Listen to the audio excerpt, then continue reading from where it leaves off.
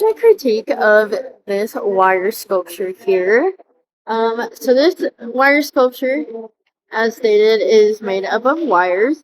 I really like how in this sculpture there are different parts of the wires that are thicker than others. It helps just create that form, but also kind of leads the eye with the lines as well. So I really like how there's like looser areas like this part here, or there's this part here, which is much thicker, kind of creating more interest there. I like how there's lots of different kinds of lines, so it kind of leads you around the entire object itself. It's all this black wire here. I like the way that the lines here, kind of the thicker areas, kind of lead you to the center of what looks to be like a face. I like that because it just helps us take a look a bit more at each and every detail. Once you get a look at this top part up here, you can kind of lead your eye down to this nose part, this what looks like ears, a little lip here, and then the neck connecting everything together.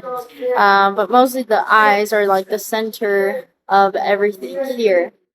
I think what the artist is trying to communicate is that it's kind of like a could be like a self-portrait or just a person on the day to day. The face kind of looks kind of nonchalant per se, so not a lot of emotion there. It could be even like slightly angry, or it could be just upset, or just a neutral face. I think that creates something. Just kind of having like that monochromatic background as well, or kind of vibe with the whole thing. So it's kind of just a very neutral object, a very neutral sculpture.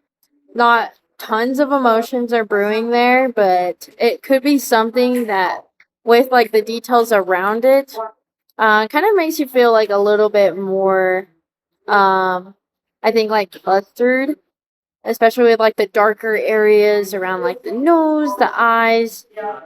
Kind of shows like a little bit like possibly like wrinkles, things like that. So it kind of looks like an older face.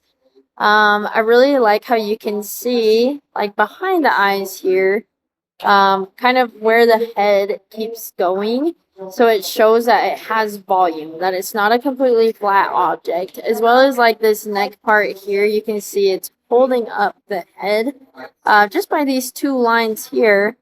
But it's doing so in a very and it's way where it's stable, where it's not moving and kind of keeps on going with that neutral feeling. So it's something that's not in motion currently. I really like how this also, kind of, if you look more at the details here, like possibly like the eyes here, you can feel a little bit more of what's maybe going through the artist's head while they're making this.